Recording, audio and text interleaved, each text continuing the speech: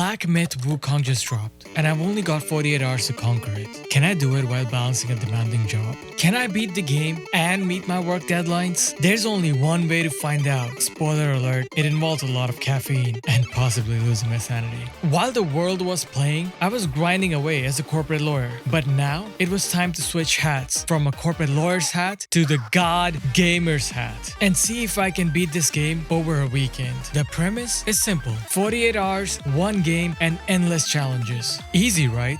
Wrong! I've got real life obstacles like pee breaks, family interruptions, and oh yeah, more work. Who knew being an adult was this hard? So, I have planned every hour of this weekend like I'm preparing for a trial. Quick disclaimer, I lost all of my game audio during the recording and recorded in a weird resolution. Thanks OBS for selecting a random, non-existent audio source. But that means you get something even better. My soothing voice to guide you throughout this epic journey. And hey, while you're here, gently tap the subscribe button. Trust me, your ears will thank you later. Day 1, midnight. No time to waste. Except the game didn't get the memo. It took forever to load the shaders. After what felt like a lifetime and a metaphorical divorce, I was in. The opening sequence, impressive, visually stunning, and with a battle that looks like it could rival any Hollywood blockbuster. I mean, look at the size of that guy. After surviving the first gimmick fight, I was thrown into the real world. Kind of like when my mother threw me out of her womb years ago. And then the real challenge began.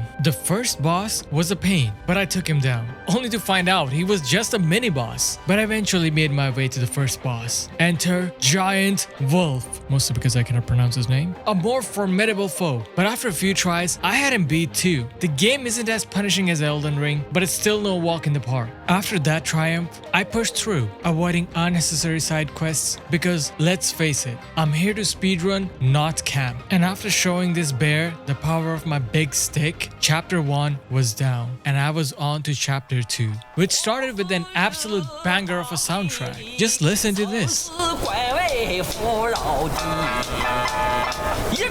鼠患贫困起，不也照其妙让其。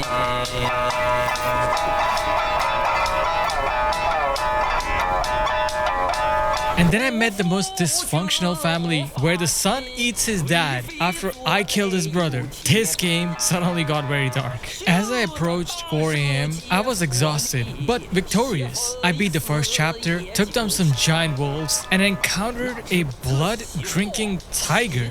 This boss was the hardest so far. Agile, brutal, and determined to keep me from progressing. But after begging and pleading to the gaming gods, I finally took him down. Then it was time for a quick nap because even gods need sleep. After 5 to 6 hours of sleep, I was back. The game's world was bigger than it initially seemed, with beautiful chapters, but also a lot of empty spaces that felt incomplete. Invisible walls, blocked off areas that looked traversable. A bit lazy level design, perhaps? But I didn't dwell on it long. I had bosses to beat. Chapter 2's final boss was a rat. No, seriously, a giant rat. And the hardest so far. It kicked the crap out of me, literally. But eventually, I bested it. I was on my way strolling to chapter 3, but work was calling. A 3-hour meeting scheduled on a Saturday. Great. Just great. After losing 5 hours and 20 minutes to work, I was back on my grind. I wasn't about to let my work keep me from my true calling, being an absolute gamer. Chapter 3 was designed after my own cold heart. Creepy,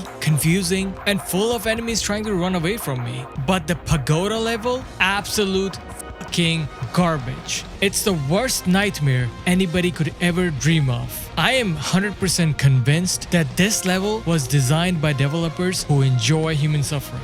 But I made it through, facing off against Yellow Bro, the final boss of the chapter 3. It took me longer than it should have, mostly because I forgot about charged attacks, which was the intended mechanic to get him out of his gold armor, but I powered through. Chapter 3 had been a roller coaster. Bullying blind monks felt bad, but was oddly satisfying. And this guy had built-in flamethrower legs. It was pure chaos. But my favorite part, the end chapter story. Engaging visuals, amazing storytelling, and the music that almost made me forget I was supposed to be speedrunning.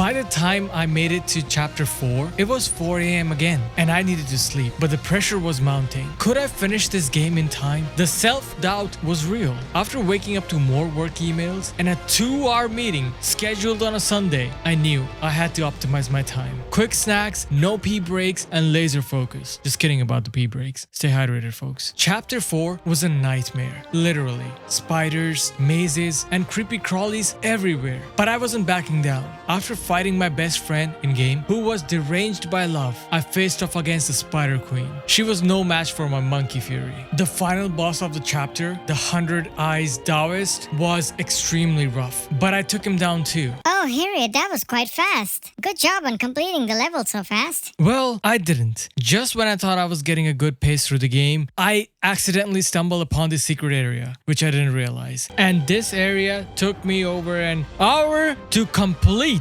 Also, fuck this Scorpion Lord, by the way. That optional boss is hell, and I hope it fucking rots in hell. But I eventually killed him and moved on. The clock was ticking and my time was running out. I had to pick up speed. Chapter 5 took me through a dormant volcano, battling giant heads and fire-spewing carriages. By 9 p.m., I knew I would be cutting it close. The final boss of Chapter 5 was a spectacle. Clean mechanics, incredible music, and a battle worthy of the gods. I defeated him by 10:30 p.m. and moved on to the final chapter. The final chapter was a panic-induced race against time. I fought through notional boss fights to recover Wukong's gear and faced the final battle with only 40 minutes to spare. This was it. The definitive fight to decide the one true king. Was I going to make it, or would I let my parents down again? The battle was hard, painful, and exhausting, but I wasn't going to lose. I was a gamer, and with each blow, I inched closer to victory. And just like that, it was over. I had done it. I was the son